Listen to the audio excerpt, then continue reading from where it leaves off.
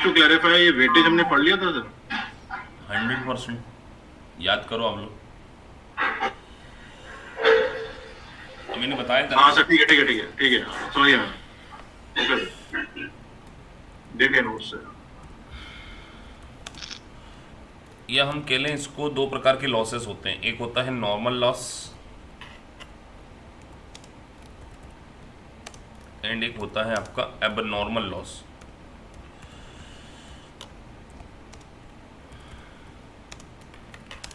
तो देखिए, normal loss और एबनॉर्मल लॉस के बीच का डिफरेंशिएशन हमको पढ़ना है। सबसे पहले आप लोग थोड़ा बहुत जानते हो कि सर नॉर्मल लॉस और एबनॉर्मल लॉस क्या होता है, आइडिया है एनी? नॉर्मल लॉस और एबनॉर्मल लॉस का आइडिया है? हम्म तो देखिए नॉर्मल, हाँ जी, नॉर्मल लॉस होगा, नॉर्मल लॉस होगा शायद जो रूटीन लॉस टाइप होगा, और अब नॉर्मल होगा जो एकदम से एक्सपेक्टेड नहीं होगा, बहुत ज्यादा एराटिक हो जाएगा। क्योंकि नॉर्मल लॉस के ऊपर होगा और नॉर्मल होगा। देखिए नॉर्मल लॉस है ना, it's a part of A product cost.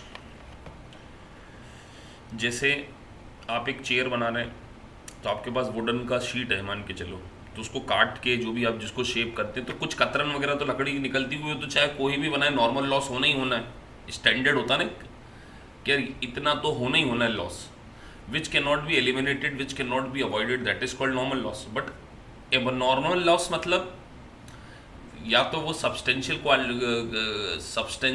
Substandard quality की रॉ मटेरियल हमने यूज़ किया है, उसके कारण उस कारण हो सकता है, या लेबर की इनएफिशिएंसी है जिसके कारण उसने हमारा प्रोडक्ट को ज़्यादा ख़राब कर दिया, that is called abnormal loss. तो एबनॉर्मल लॉस को कभी भी हम कॉस्ट का पार्ट नहीं मानते।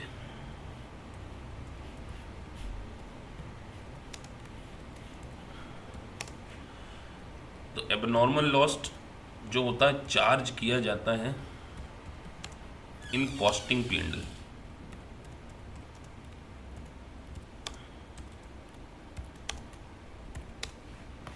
और नॉर्मल लॉस लॉस जो होता है पार्ट ऑफ कॉस्ट होता है।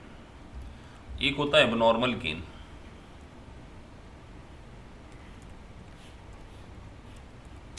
ये तीन चीज़ें हमें आज समझनी है,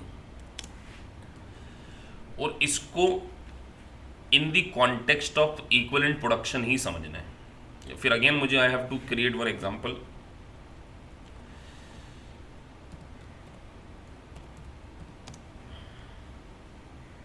मान के चलो मेरे पास ओपनिंग यूनिट 10,000 गिवन है, इन यूनिट से ही है ना, मैं फिर भी लिख देता हूँ। और मैंने इंट्रोड्यूस किया है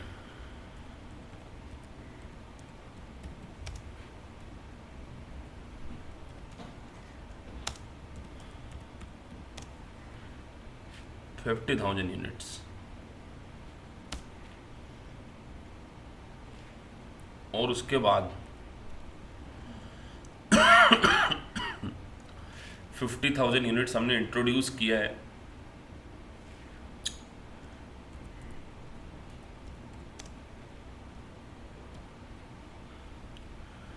क्लोजिंग मेरे पास है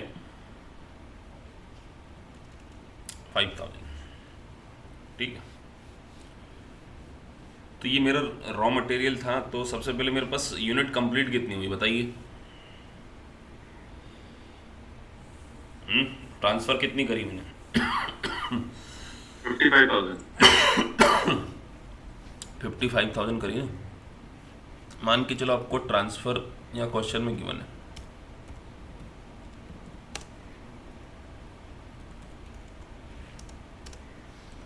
क्वेश्चन ने दे दी, और क्वेश्चन बोल रहा है कि आपसे हमारा 2% ना नॉर्मल लॉस है ऑफ करंट इनपुट।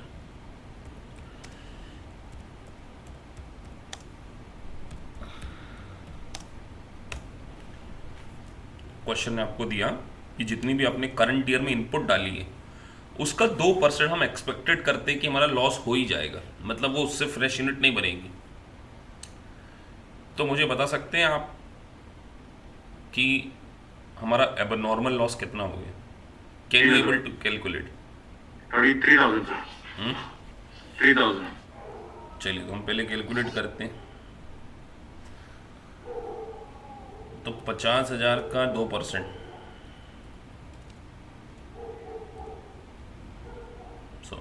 50,000 का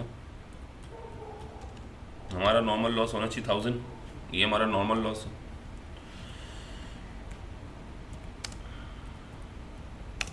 तो अगर हम देखें तो ओपनिंग यूनिट हमारे पास थी 10,000, इंट्रोड्यूस करी हमने 50,000, नॉर्मल लॉस जो हमारा आया है वो कितना आना चाहिए? 1000 आनी चाहिए। और क्लोजिंग कितना?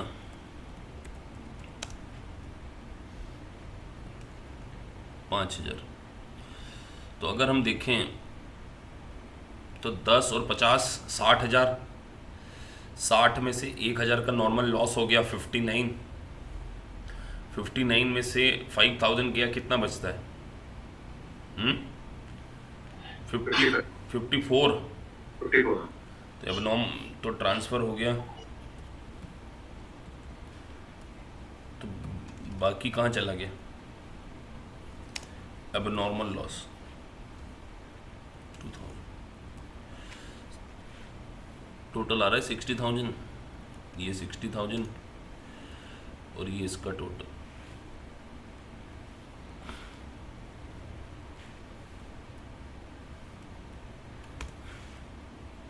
एक सेकेंड, नॉर्मल लॉस था हमारा, ये 60 में से 1000 गया, माइनस कर दो सर, माइनस सम हो गया एक्चुअली 1000। एक सेकेंड, इन सबको जोड़ना है ना, मैं ट्रांसफ़र 52 है, सॉरी मैंने गलत लिखा है ना, अब सही है, ठीक है। तो इस तरीके से आपको you have to first calculate normal loss and abnormal loss. Sir एक चीज बताओ, ये ट्रांसफर्स मेरा 52,000 क्यों नहीं आ रहा? आपका फॉर्मूला तो वही है ना, opening plus introduced minus transfers plus transfer, नहीं minus transfer equal to closing. तो वही तो, क्योंकि एबनॉर्मल लॉस आ रहा है ना, इसीलिए देखा जाए तो 10 + 50 हो गया 60,000, 60,000, और मैंने नॉर्मल लॉस एक्सपेक्ट किया था कि 1,000 होगा, तो 59 मेरा टोटल है, और 59 में से 5 बचा, तो ट्रांसफर होना 54 चाहिए, लेकिन 52 नहीं हो रहा, तो बाकी 2 कहाँ चला गया? दैट इज एक मिनट, लेफ्ट वाले पे आओ, कॉलम के और एल पे। ओपनिंग 10,000 है, इंट्रोड्यूस 50,000 है, ट्रांसफर आपने जो ये 52,000 निकाला है, ये कैसे निकाला है? ये क्वेश्चन में दिया है ना। अच्छा ये दिया ही है कि मैंने, तो इसके बेस पर अगर लॉस ना होता तो ट्रांसफर होता आपका 5,000, सॉरी कितना? 54। 60 - 5 55। हाँ जी, ओके तो इस तरीके से हमें निकालना पड़ेगा। अब आपको क्वेश्चन में डेटा गिवन है, ओपनिंग दिया है, रॉ मटेरियल 100% कंप्लीट दे दिया, ठीक है। मान के चलो जो एबनॉर्मल लॉस है उसका परसेंटेज हमको दिया है कि रॉ मटेरियल हमने उस पर पूरा लगा दिया,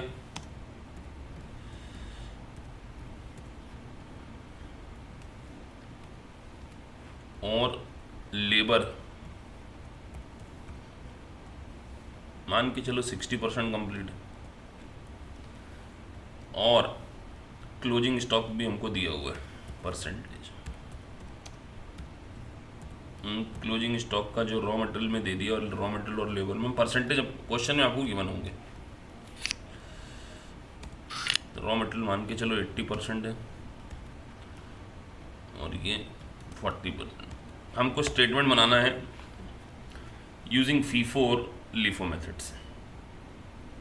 चलो शुरू हो जाओ। टोटल नंबर ऑफ यूनिट बताना है। तो हम लोग सबसे पहले क्या लिखते हैं, इनपुट आउटपुट लिखते हैं ना। तो इनपुट हमारे पास ओपनिंग कितना पड़ा था, 10,000, और इंट्रोड्यूस किए हमने। आपका सबसे पहला काम ये जरूर होना चाहिए कि इन दोनों को टैली करना।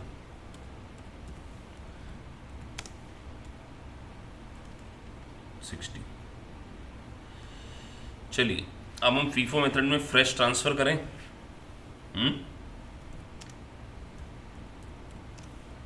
तो ओपनिंग यूनिट कितनी ट्रांसफर करिए, 10,000। और करंट फ्रेश, इसको मैं फ्रेश लिखता हूँ ना, या करंट लिख लूँ, वो कितनी लिखूँ, जल्दी बोलो। 40। नहीं, राजेंद्र जी आप बोलो।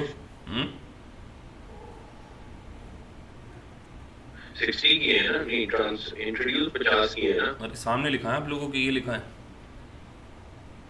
52,000, ठीक है 42,000। नॉर्मल लॉस 1000 का।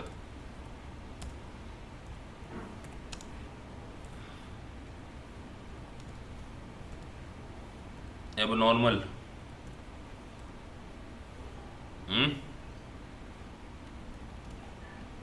सर एक चीज बताओ, मैं सॉरी आपको रोक रहा हूँ, मैं बीच में आई लॉस्ट द प्लॉट। अब नॉर्मल लॉस 2000 का कैसे आया था? 1,000 का है ना। नहीं नॉर्मल है वो समझ आ गया। अब नॉर्मल 2000 का कैसे आया था?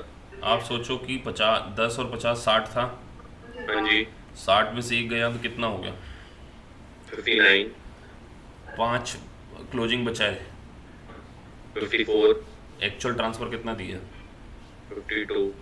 डिफरेंस कितना हो गया, 2000। गुड, ठीक है। ये तो यहाँ से टैली किया। अब हम वो इक्विवेलेंट निकालते ना, तो रॉ मटेरियल के लिए और लेबर के लिए।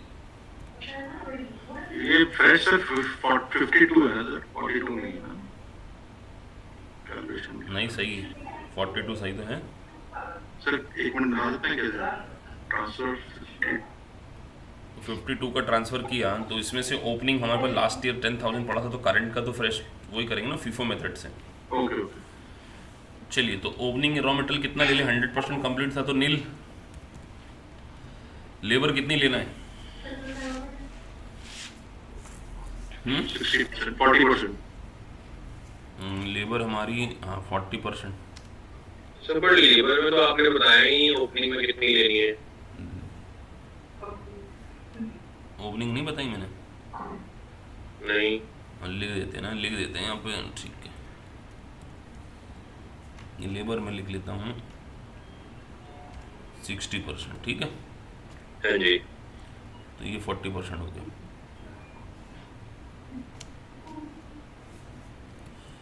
तो 40% कितना आ जाएगा, 4,000, ठीक है। और फ्रेश यूनिट कितनी, ये तो 100% होगी ना हमेशा। हाँ तो मतलब नील नहीं 42,000 सॉरी।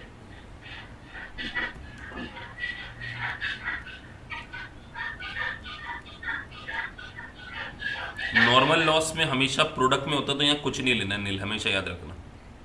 मतलब क्यों, कंसेप्चुअली बताओ। प्रोडक्ट में होता है तो कुछ नहीं लेना मतलब?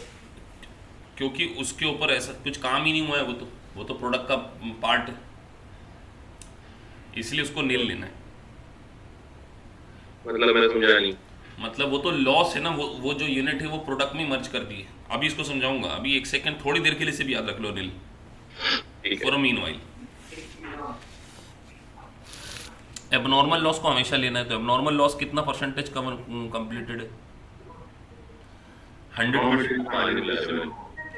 एबनॉर्मल लॉस 100% है, तो यहाँ 100% ले लें। तो 2,000, और यहाँ हमने कितना दिया था, 60%।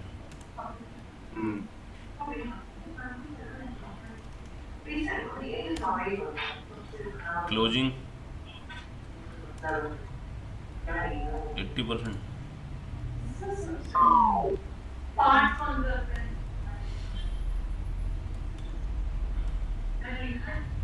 और ये 3200।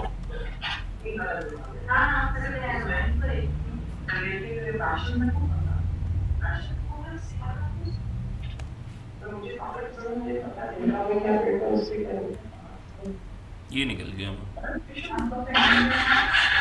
बस this is the concept spoilage का। तो वो बताना जरा नॉर्मल लॉस को दिल को लिया अब अब नॉर्मल मैं का 100%। हाँ, अब ये बात तो समझ में आ गई। इधर इधर कोई पहले डाउट हो तो पूछ लो।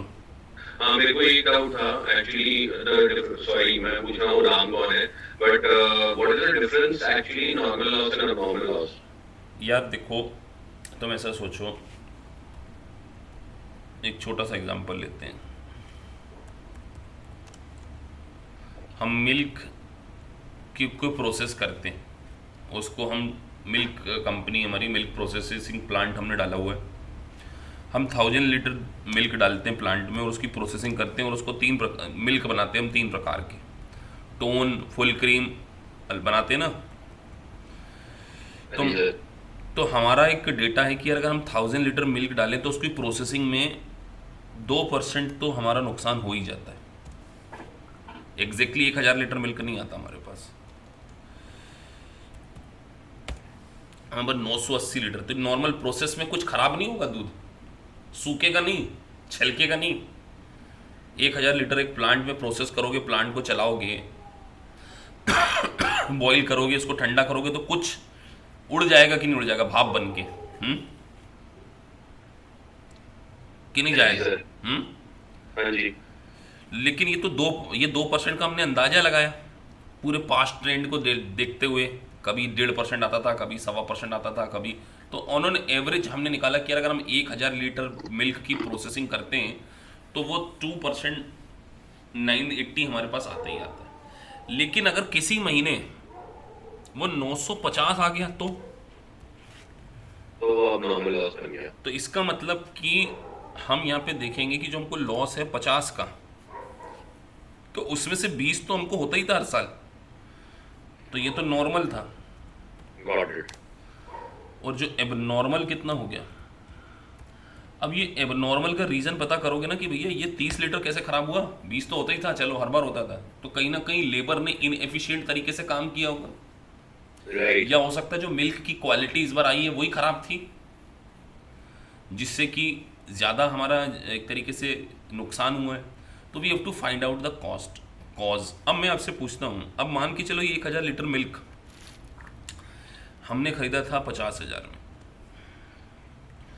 अब यहाँ पर हम इस 1000 लीटर की कॉस्ट को 50,000 नहीं मानेंगे, 50,000 डिवाइडेड बाई 980 करेंगे हम, क्योंकि हमको मालूम है कि हमको 1 लीटर मिल्क 51 रुपये में पड़ता है। 1 लीटर मिल्क हमें 50,000 डिवाइडेड बाई 1000 50 का नहीं पड़ता, क्योंकि हमको मालूम है कि भले ही वो 1000 आया है लेकिन उसमें तो हमको निकलेगा कितना, हमारे काम का कितना निकलेगा।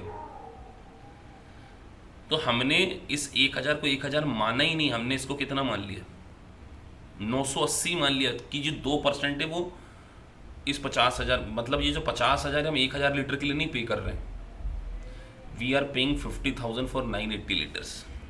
दैट्स वन नॉर्मल लॉस को it's a part of product में ही डाल देते हैं।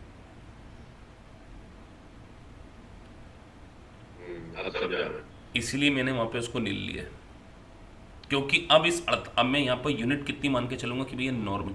एबनॉर्मल को इसलिए लिया क्योंकि एबनॉर्मल तो मेरे प्लांट की इनएफिशिएंसी या लेबर की रॉन्ग डूइंग्स के कारण हुआ है, तो मुझे उसका कॉस्ट अलग से फाइंड आउट करना पड़ेगा। Getting my point? अब हम बात कर रहे हैं, अगला काम हमें निकालना है। तो नॉर्मल के केस में तभी नॉर्मल के केस में आपने नहीं ले लिया तो इस पे तो काम हुआ ही नहीं। ये तो इसका पार्ट हो गया। ये जो नुकसान एक्स्ट्रा हुआ इसका कॉज मुझे पता करना पड़ेगा कि ये 2000 का नुकसान क्यों हुआ, क्योंकि ये मेरी नॉर्मल कॉस्ट का पार्ट नहीं है।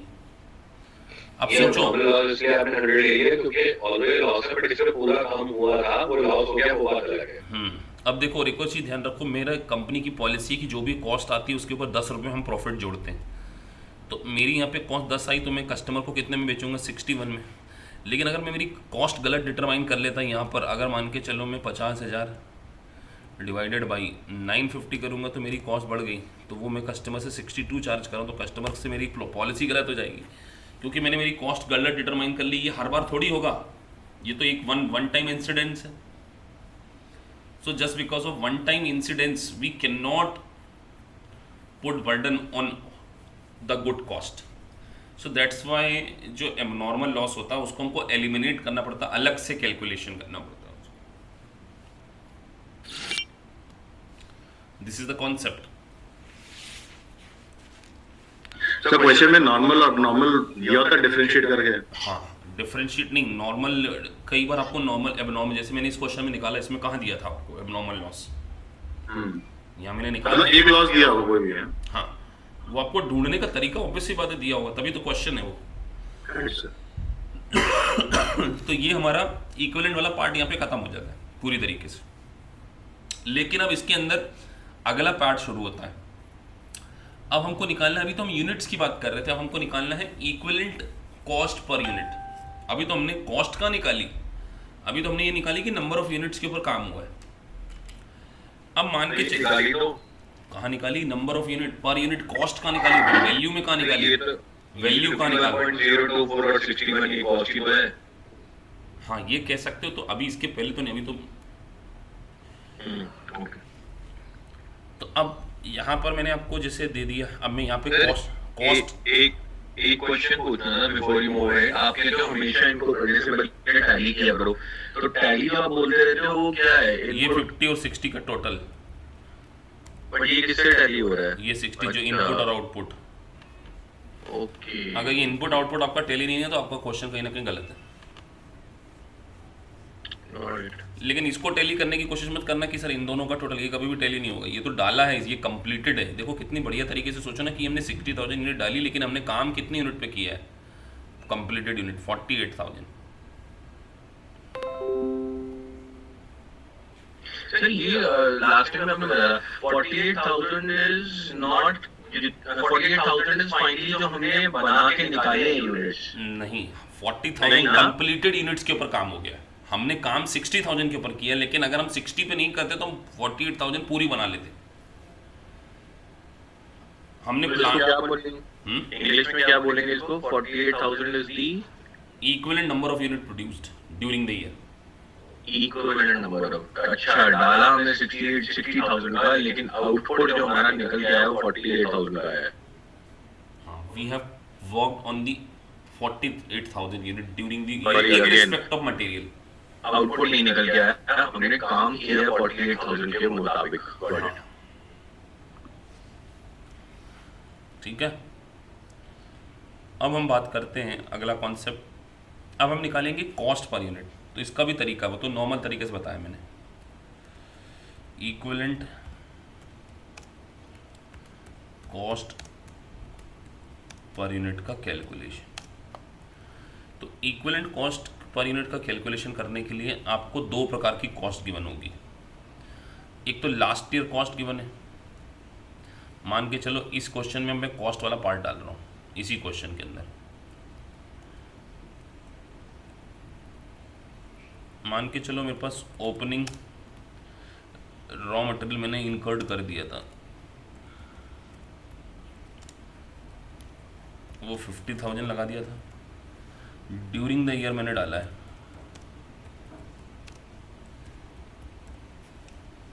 1 लाख का। लेबर जो है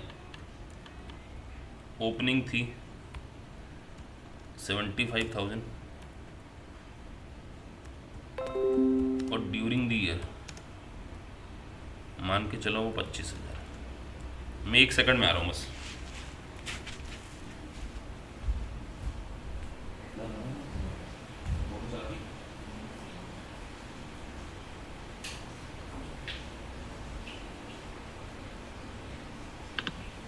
राजेंद्र, आपने क्वेश्चंस कर लिए वो जो सर दिखा रहे थे पूरे 50-60?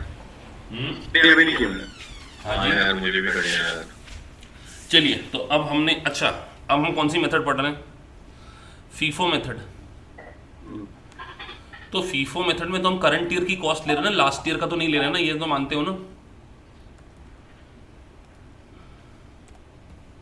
करेक्ट। करंट का ही ले रहे हैं ना।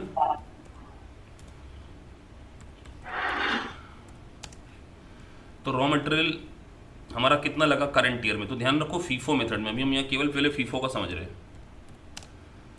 फीफो में करंट ईयर में कितना लगा है खर्चा, 1 लाख लगा है, और लेबर कितनी लगी है,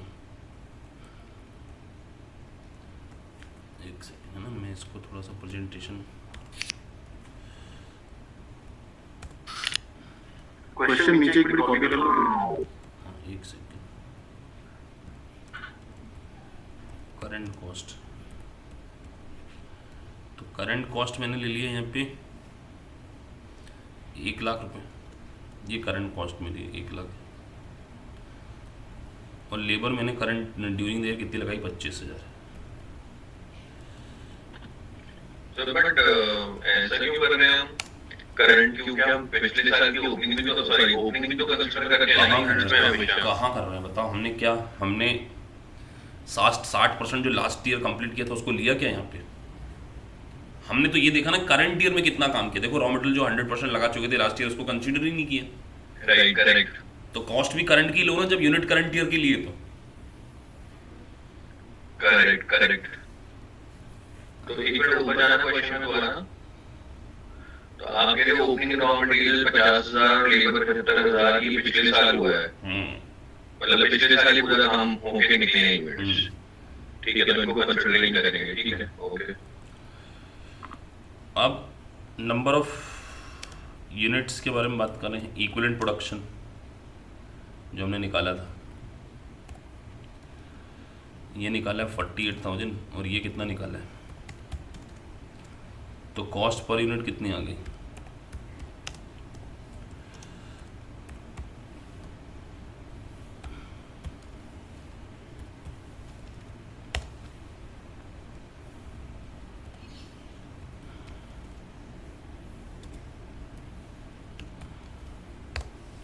ये आ गया मेरी cost. This is called equivalent cost per unit, EQP इसको क्या बोलते हैं, इक्विवेलेंट कॉस्ट पर यूनिट, ये कॉस्ट है। This is using FIFO method.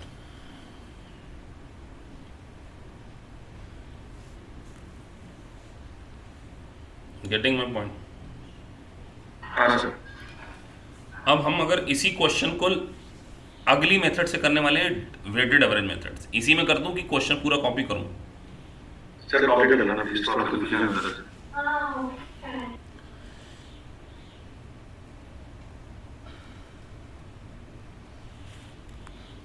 Same question में कॉपी कर रहा हूं, है ना।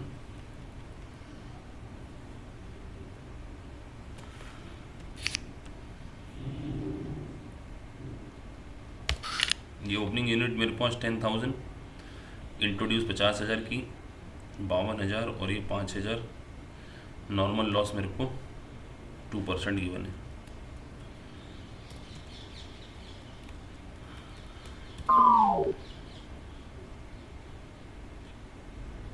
$10,000 50,000 ये हो गया, ट्रांसफ़र 50 हो गया, ये हो गया, और कॉस्ट में सेम ले रहा हूँ ये वाली, है ना।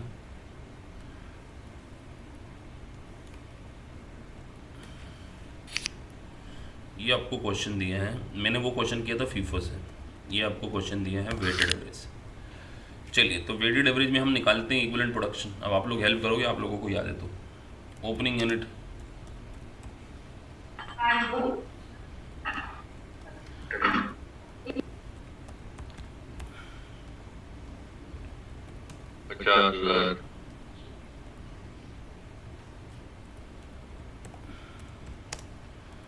तो आउटपुट कितना, 60,000। आउटपुट कितना ले रंजिंदर जी, चलो बताओ आप लोग। 60,000। 60,000 कहाँ से हो गया मेरे? अरे नहीं मतलब आउटपुट क्या है? इक्विवेलेंट प्रोडक्शन निकाल रहे हैं हम।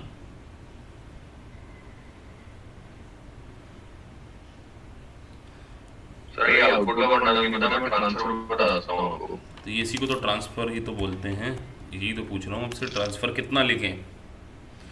अभी तो फिलहाल 52,000, बट वैसे ट्रांसफर होना भी था इस केस में 60। नॉर्मल लॉस लॉस ना होता तो वो तो निकाल ही चुके हैं ना नॉर्मल लॉस। वो तो कुछ लेने कितना है 1,000। नहीं था। अब नॉर्मल 2,000 2000 क्लोजिंग 5,000 टेली कर लें 60 और ये भी 60। पहला काम तो सबसे पहले यही करना है। सही बात है ना, अगर लॉस ना हुआ होता तो वेटेड एवरेज का कांसेप्ट ये रहता ना, उसमें ओपनिंग यूनिट की कोई वो नहीं होती बाइफरकेशन, पूरा उठा के डालते हाँ वही हम सीखते, वो तो हमने पिछले लेक्चर में सीख ही लिया है। हैं। Right right. अब हम आ जाएं रॉ मटेरियल में।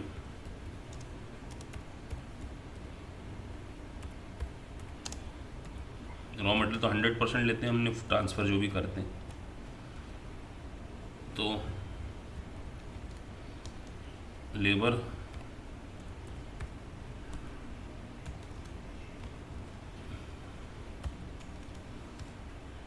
अब नॉर्मल लॉस कुछ लेना नहीं है। नील और अब नॉर्मल लॉस कितना परसेंटेज लिखा था मैंने ऊपर क्वेश्चन 100 ना, ये परसेंटेज भी करना पड़ेगा ना मुझे। क्वेश्चन का ही पार्ट है ये।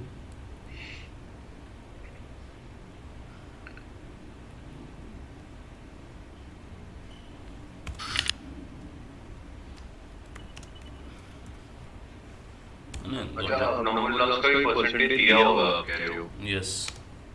और वो ऐसे ही ले लेंगे हम उठा के।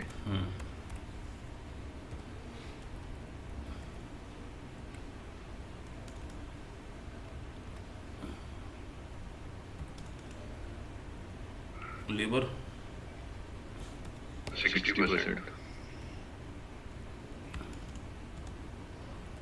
क्लोजिंग का हमने 80% और कितना लिखा था, क्लोजिंग का भी दिया था मैंने, ये दिया था ना 80 और 40। हाँ जी, बे काम हुआ है।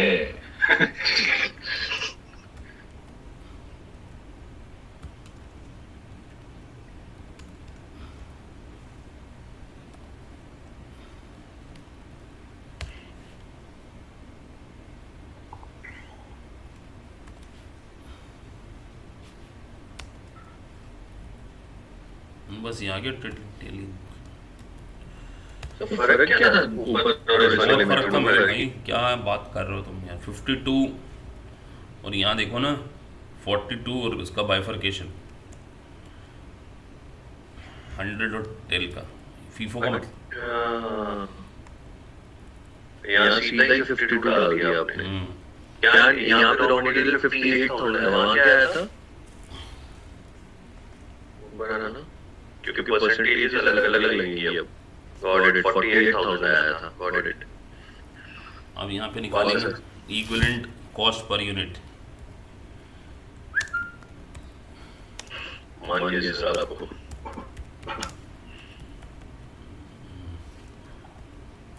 समझ आ रहा है ना इस पूरा? समझ ही आ रहा है सर। बेटा अब इसमें मैं तो कुछ नहीं कर सकता, जो कॉन्सेप्ट है मैं तो एक एक लाइन पढ़ा रहा हूँ आपको, उससे आसान खुद एग्जांपल बना के पढ़ा रहा हूँ। नहीं सही है, प्रैक्टिस करनी पड़ेगी यार। और नहीं तो ये चैप्टर आएगा नहीं समझ में, और इसमें मेरी स्पीड भी बिल्कुल नॉर्मल ही है। करेक्ट। चलिए तो यहाँ पे हम रॉ मटेरियल की कॉस्ट लेंगे, तो यहाँ पे दोनों लेना पड़ेगा वेटेड में, क्योंकि एवरेज कर रहे हैं ना करंट और पुराने का। ओके, तो हमने कितनी लिखी थी कॉस्ट?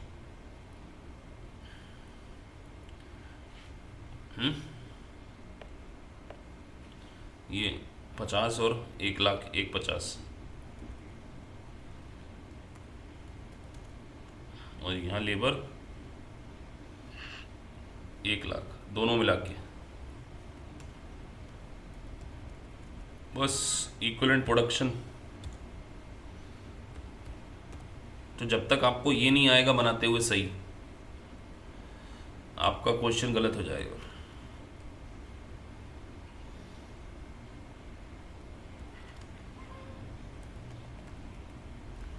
तो कॉस्ट पर यूनिट निकाल लो।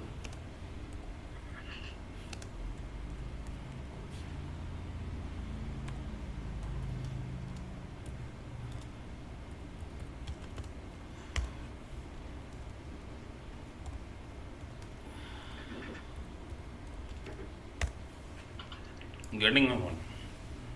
कितना फर्क आ रहा है सर कॉस्टिंग में? 2.586 टू 1.81 ऊपर क्या था?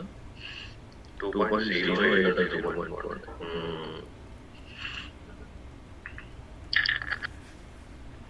ये था कॉस्ट पर यूनिट का कॉन्सेप्ट।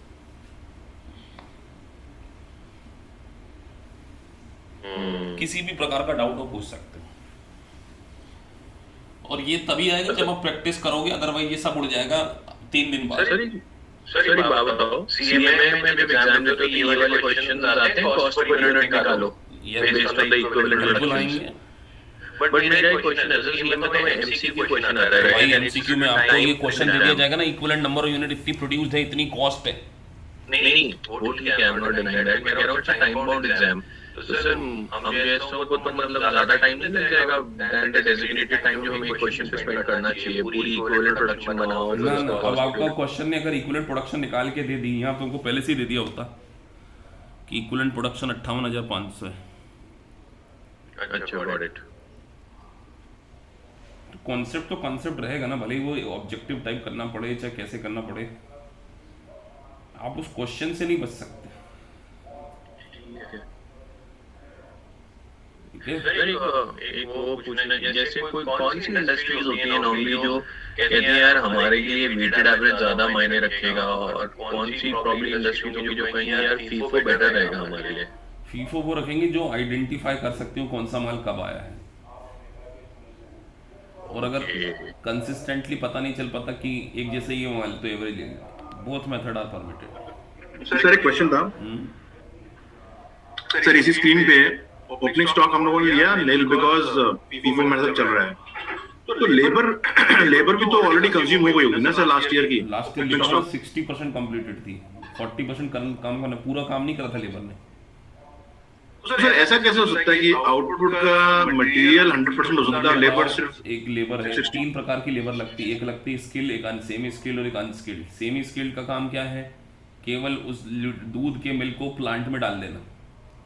उसके बाद स्किल्ड लेबर आती है और वो उसके ऊपर प्रोसेसिंग करती है। तो बताओ, अनस्किल्ड लेबर ने तो प्लांट में मिल्क डाल दिया, अब अभी स्किल्ड लेबर आके उसको टेस्टिंग करेगी, उसमें कितना उसको प्रोसेस करना, कितना मशीन को चलाना है, अलग अलग होती है ना लेबर। ऐसा हो सकता है, वो तो इंडस्ट्री टू इंडस्ट्री डिफर कर सकता है। एक गुड्स जो प्रोड्यूस होता है वो एक ही जगह थोड़ी हो सकता है, 3 बार काम होता है उसके ऊपर, first time, second time, third time. तो पहली बार का काम हो चुका, अभी 2 टाइम का काम बाकी है प्रोसेस होने का। मैं समझ रहा था कि ऐसा। तो ये एक प्रोसेसिंग प्लांट है इस तरीके। आगे समझ में आप लोगों को? आ गया सर। क्वेश्चन में जाना, इसके भी क्वेश्चन होंगे ना पक्का? 100% होंगे क्वेश्चन। कॉलेज के भी होंगे, यूनिट होगा, अब नॉर्मल लॉस। अब जो मैंने आपको बताया बस वो उसको थोड़ा सा डिफिकल्ट लैंग्वेज में लिखा है बाकी वही सब। समझ गया। चलिए एक कोशिश मार दो इस क्वेश्चन को।